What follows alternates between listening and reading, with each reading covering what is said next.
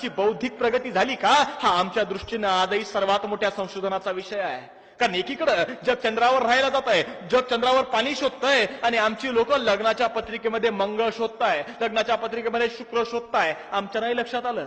आमची पोरं शिकतायत, मोठी होत आहे, राजकारणी होत आहे, समाजकारणी होत आहे, डॉक्टर होत आहे, इंजिनियर होत आहे, प्रोफेसर होत आहे, मोठमोठ्या गाड्या घेताय, मोठमोठी बंगले बांधताय, चारचाकी गाड्यांमधून फिरताय आणि त्या गाडीला नजर लागू नये म्हणून त्या गाडीला लिंबू आणि मिरची टांगताय. अरे मग आम्ही शिकलो काय हा सगळ्यात महत्वाचा विषय आहे. आम्ही शिकलो काय आमच्या नाही लक्षात आलं. कीर्ती धोंडा पाणी देव रोकडा सज्ज नाही असे म्हणणारे संत तुकोबाराय, त्या तुकोबारायांना अभंगात शोधण्याऐवजी आम्ही वैकुंठामध्ये जाऊन शोधतोय.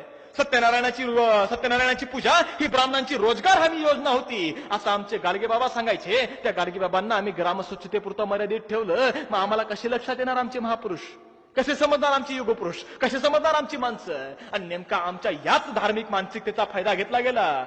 पंढरपूरचा पांडुरंग जो आहे तो आमचं आम्हा सर्वांचं बहुजन समाजाचं आराध्य दैवत आहे.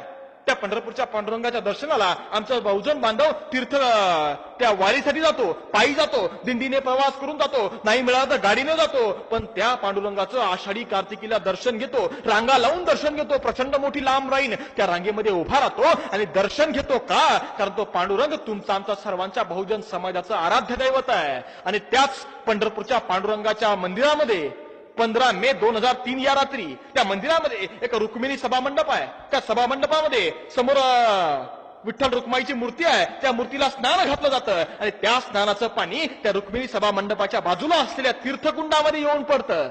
ते तीर्थकुंडातलं पाणी आमचा भाविक श्रद्धेनं तीर्थ म्हणून प्राशन करतो. आणि ज्यांना तिथं वारीला यायला जमलं नाही किंवा पंढरपूरला यायला मिळालं नाही त्यांच्याकरता ते पाणी तीर्थ म्हणून घरी घेऊन येतो आणि त्यांना घरी आल्यावर पाचतो. कारण ते आमच्याकरता तीर्थ आहे. आमच्या विठ्ठल रुक्माईच्या स्नानाचं ते पाणी आहे. ते पाणी तिथं पडतं. ते तीर्थकुंडामध्ये 15 मे 2003 या रात्री गोपाळ रामकृष्ण बर्वे नावाच्या ब्राह्मणानं लघवी केली, तिथल्या पुजाऱ्यानं लघवी केली. आणि ज्यावेळी तिथल्या सुरक्षा रक्षकांनी त्याला पकडलं आणि विचारलं, अरे तू काय करतोय, इथं लघवी करू नये, तिथं ही लघवी का करतोयस? त्यावेळी त्यांनी उत्तर दिलं, त्यानं सांगितलं, इथं लघवी मी आज करत नाही, इथं लघवी करणं ही आमची परंपराच आहे. मग एवढे दिवस तुम्ही आम्ही बहुजन बांधव सगळे काय पीत होतो याचा विचार आम्ही एकदा केला पाहिजे. आणि हा विचार ज्यावेळी आम्ही करणार ना त्यावेळी आमच्या डोळ्यासमोर खरे बाबासाहेब येतील, त्यावेळी आमच्या डोळ्यासमोर खरे राजर्षी छत्रपती शाहू महाराज चमकतील, त्यावेळी आमच्या डोळ्यासमोर खरे महात्मा ज्योतिराव फुले येतील, कबीर येतील, आमचे महापुरुष बळीराजा येईल. आणि तेव्हा आमच्या लक्षात येईल आमच्यावर अन्याय किती झालाय, अत्याचार किती झालाय. आणि ज्यावेळी तुम्ही आम्ही अन्याय अत्याचाराविरुद्ध पेटून उभं राहू ना त्यावेळी आमचा खरा इतिहास जागरूक होणार आहे, खरा इतिहास समोर येणार आहे. आणि मग खऱ्या अर्थाने म्हणू शकतो की आम्ही फुले शाहू आंबेडकरांचे सच्चे वारसदार आहे, सच्चे वारसदार. पण हे आम्हाला नाही समजलं. आणि मग मी या महामानवांना कधीतरी सांगतो की हे महामानवांनो तुमचे विचार तुमचे आचार आम्ही सारं काही विसरलो.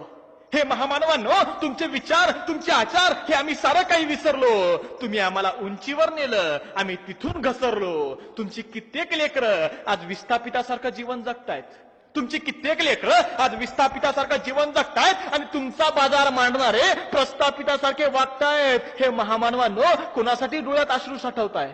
हे महामानवांनो कोणासाठी डोळ्यात अश्रू साठवताय? जयंती आली किंवा विटंबना झाली तेवढ्या पुरतेच तुम्ही आम्हाला आठवताय, तेवढ्या पुरतेच तुम्ही आम्हाला आठवताय. जय जिजाऊ, जय शिवराय.